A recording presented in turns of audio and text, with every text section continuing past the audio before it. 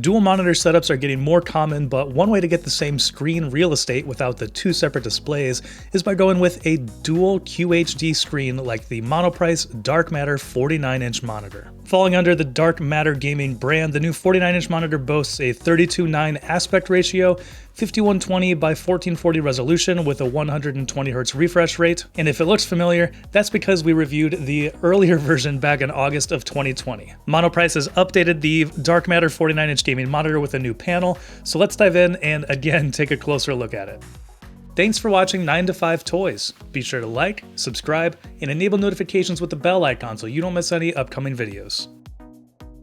Hey everyone, Jordan here with 9 to 5 Toys, and no, it's not deja vu. We have a newer version of the Dark Matter 49-inch monitor here today. Now, if you've seen that older video, the actual monitor itself is going to be very similar. Most of the features, a lot of the specs, the design is all going to be nearly identical. The one big change is they have a new panel in here. Instead of using the Samsung panel, they're using a panel from CSOT. And I asked my contact at Monoprice if there are, any other changes of note, and he said, nope, pretty much that's it, just the new panel. So with that in mind, much of the design is going to be similar to the older version of this monitor. The bezels are kept relatively small. There's a little bit bigger chin on the bottom, but I'd still say it's pretty clean overall. And on the front, there is that small Dark Matter logo right in the middle of the chin. The screen features a 1800R curvature to wrap the screen around the user a bit. While not as aggressive as the Samsung Odyssey G9's 1000R curve, I've grown quite accustomed to the 1800R curve. So much so that using the Scepter 44-inch monitor looked odd to me with its flat panel. In the middle of the chin is a little menu bar with 5 buttons for controlling the main menu, with some quick menus to get an on-screen crosshair and adjust the monitor LED lighting. On back, the monitor has 2 HDMI 2.0 inputs, 2 DisplayPort 1.4 ports, an audio port, USB port, and power port. And on the top of the support in the back there, it does have that LED light, which can be configured to a different color. For me, where I have it set up, it's not very noticeable, so it's not something that I really worry about at all. And my only complaint on design comes from the cable routing channels in the back. That you have this massive column with some holes in it to actually run some cables through, and while that's great to try to hide some of the cables, there really isn't a whole lot of room for multiple cables. With a power cable and a DisplayPort cable, it's a struggle to really get anything else crammed in there, which really is a bummer considering that, one benefit of this is there's a side-by-side mode where you can use 2 different inputs. So you could have an HDMI input on the left and a DisplayPort on the right. As far as the stand goes, as you can see here, there are these 2 little legs that poke out beyond the monitor, so it takes up a decent amount of space on your desk. There is no vertical height adjustment. There's also no pivoting left or right. You can tilt the screen up or down a few degrees though. And for the most part, I'd say that the stand feels pretty stable. I'm standing at my standing desk right now, and so if I do some movements on here, that does have a little bit of vibration that also translates into the monitor. But for the most part, in most situations, I don't find the monitor, feeling like it's too loose or it's shaking too much on the stand.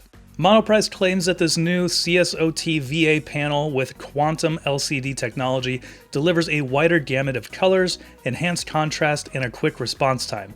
On the spec sheet, the response time remains the same at 4 milliseconds as the previous panel, but I do agree that the image looks more contrasty, and in most situations it appears more saturated than the older panel, even after calibrating the display with the same Spyderco tool that I used on the last monitor. Video specs on the gaming monitor are also going to be nearly identical. So topping the spec sheet, we do have that dual QHD 5120 by 1440 resolution, which is a 32:9 aspect ratio, 120Hz refresh rate, and that 1800R curve. Using the UFO test, the monitor seems to perform well with really crisp images, even at fast motion, thanks to that 120Hz. And things do tighten up even a bit more when the refresh rate is set to high in the monitor's menu. And overall, the screen has been looking great for me for watching videos, playing video games, and for editing videos as well. Brightness remains the same from the older Samsung panel at 400 nits.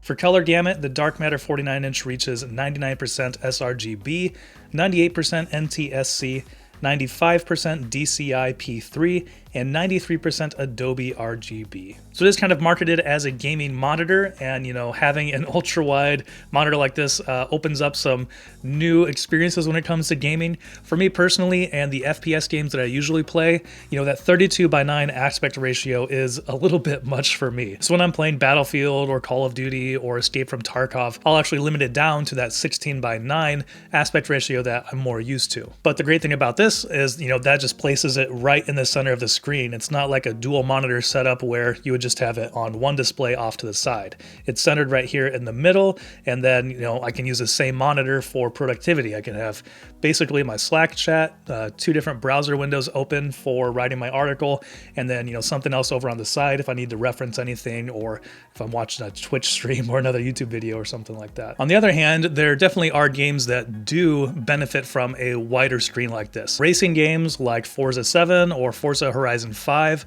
have been a lot of fun on an ultra-wide monitor like this. You know, for somebody who's setting up a simulation rig, one of these wide monitors I think would be a great hit for that, just because you do have that, you know, ultra wide display, but you still have a pretty high resolution coming in at 5120 by 1440, and also the 120 hertz refresh rate. But as I mentioned, you know, one of my favorite uses for this is productivity, because I can have all those different windows open, or if I'm editing a video, this just gives me a lot more real estate to, you know, move around my windows in Premiere and actually get it, you know, tailored into where I can really see everything, and so I don't have to move around as much to find the things that I'm looking for. And using that picture by picture mode where you have basically it's separated out into 2 different screens, you know, that opens up the realm for some more productivity options as well. Sometimes I'll put my MacBook Pro, you know, I'll have that screen on one side and then my PC on the other, so that I can access, you know, files from both or do different things on both that I have to.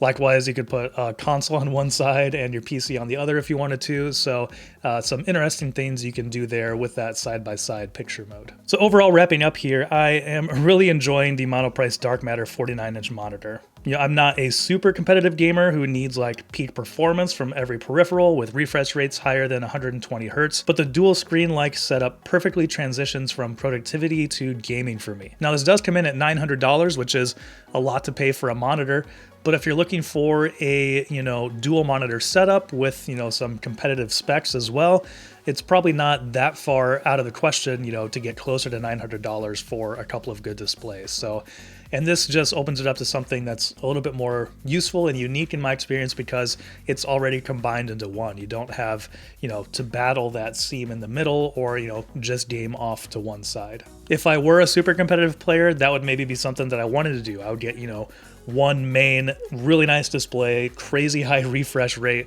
and then have another one off to the side that didn't have to be maybe as high spec'd.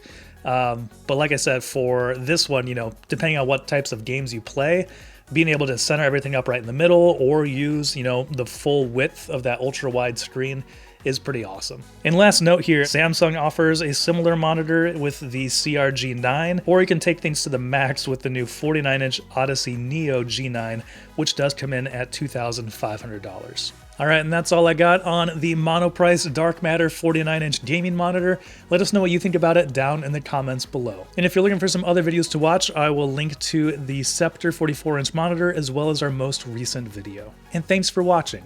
If you enjoyed this video, please give it a thumbs up and consider subscribing. This is Jordan with 9to5 Toys.